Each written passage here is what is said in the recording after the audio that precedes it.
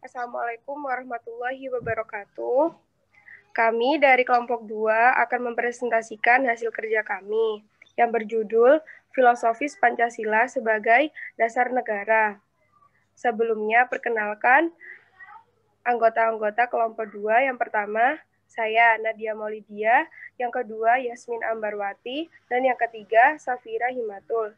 Sebelumnya, terima kasih kepada dosen pengampu, yaitu Prof. Dr. Insinyur Komariatus Soliha, SD MEKes, IPU ASEAN.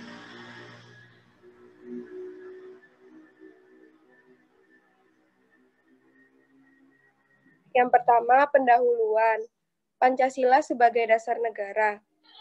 Dalam makna historisnya merupakan hasil pergumulan pemikiran para pendiri negara, atau biasa disebut The Founding Father, untuk menemukan landasan atau pilar yang kokoh untuk didirikannya sebuah negara yang merdeka. Tanggal 1 Juni 1945, dalam sidang BPUPKI, Soekarno menyampaikan sebuah pidato yang berisikan Pancasila sebagai dasar negara atau falsafah negara, yang biasa disebut Philosophic Grand Lex, bagi Indonesia yang baru merdeka.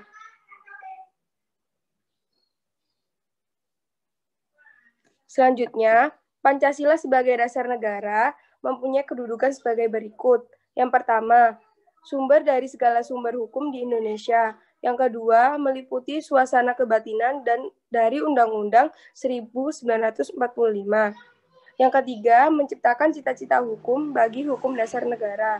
Yang keempat, menjadi sumber semangat bagi UUD 1945. Dan yang kelima, mengandung norma-norma yang mengharuskan UUD untuk mewajibkan perintah maupun penyelenggara negara yang lain untuk memelihara budi pekerti luhur.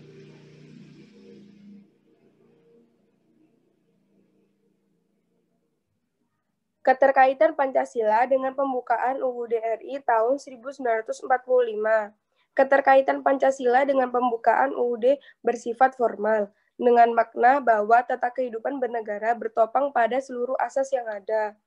Selanjutnya, Pancasila sebagai dasar negara yang sistematik tercantum dalam pembukaan UUD RI alinea keempat yang berisi yang pertama, ketuhanan yang Maha Esa, 2. Kemanusiaan yang adil dan beradab, 3. Persatuan Indonesia, 4. Kerakyatan yang dipimpin oleh hikmat kebijaksanaan dalam permusyawaratan perwakilan, 5. Keadilan sosial bagi seluruh rakyat Indonesia.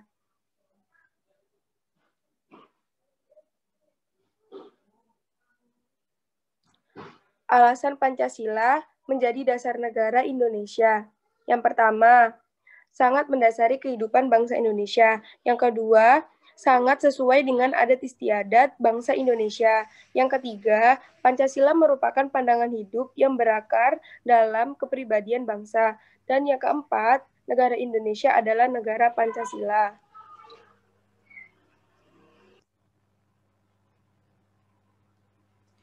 Selanjutnya ada makna Pancasila sebagai dasar negara. Pancasila menjadi sebuah landasan berdirinya Indonesia. Pancasila berperan sebagai landasan dan dasar bagi pelaksanaan pemerintahan. Pancasila sebagai kaidah dasar negara yang bersifat mengikat dan memaksa. Dan yang terakhir, Pancasila sebagai cita hukum. Selanjutnya ada fungsi Pancasila sebagai dasar negara. Yang pertama, Pancasila sebagai pedoman hidup. Yang kedua, Pancasila sebagai jiwa bangsa. Yang ketiga, Pancasila sebagai kepribadian bangsa. Yang keempat, Pancasila sebagai sumber hukum. Dan yang kelima, Pancasila sebagai cita-cita negara. Berikutnya, implementasi nilai Pancasila dalam bidang politik. Kehidupan politik di Indonesia harus berdasarkan pada nilai-nilai Pancasila, sehingga kegiatan politik yang tidak berpihak pada rakyat atau yang hanya berorientasi pada kekuasaan semata dapat dihilangkan. Aspek politik dituangkan dalam pasal 26, pasal 27 ayat 1, dan pasal 28. Selanjutnya ada implementasi Pancasila dalam bidang ekonomi.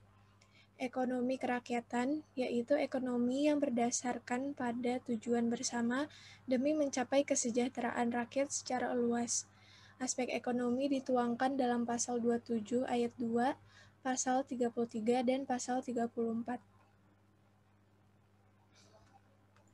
Selanjutnya, yaitu implementasi Pancasila dalam bidang pertahanan dan keamanan. Peraturan perundang-undangan yang dibuat berdasar pada nilai Pancasila sebagai dasar negara, yang pada hakikatnya mencakup nilai ketuhanan, kemanusiaan, persatuan, kerakyatan, dan keadilan. Kemudian aspek pertahanan keamanan dituangkan dalam pasal 27 ayat 3 dan pasal 30. Selanjutnya, implementasi Pancasila dalam bidang sosial dan budaya. Perundang-undangan yang mengangkat nilai etika Pancasila bersifat humanistik. Aspek sosial budaya dituangkan dalam pasal 29, pasal 31, dan pasal 32. Selanjutnya,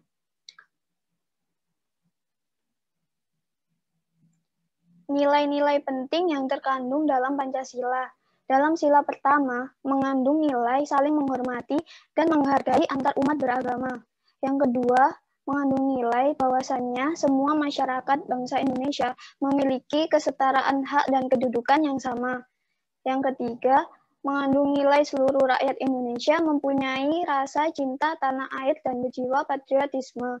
Kemudian yang keempat, mengandung nilai bahwa seluruh rakyat Indonesia mengutamakan keputusan musyawarah dan mengutamakan kekeluargaan.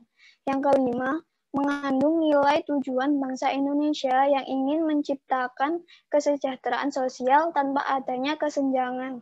Selanjutnya,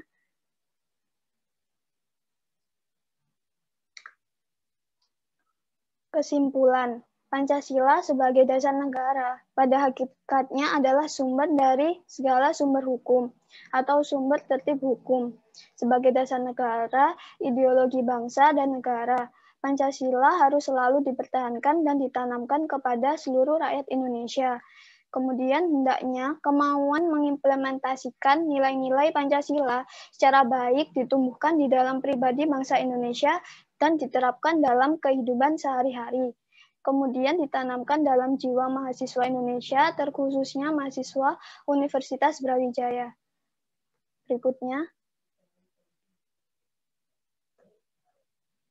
apakah ada pertanyaan?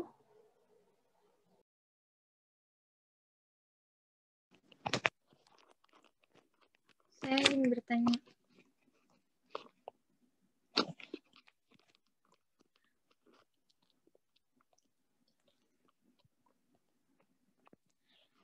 Nama saya Udi Pramesti Putri dari kelompok 4. Ingin bertanya, apa saja peristiwa yang mengancam keberadaan Pancasila?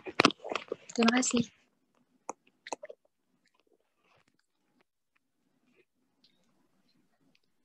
Baik, saya akan menjawab pertanyaan dari Audrey. Peristiwa yang mengancam keberadaan Pancasila yang pertama yaitu pemberontakan PKI Madiun, kemudian pemberontakan Darul Islam atau Tentara Islam di Indonesia, yang ketiga pemberontakan G30 SPKI. Terima kasih.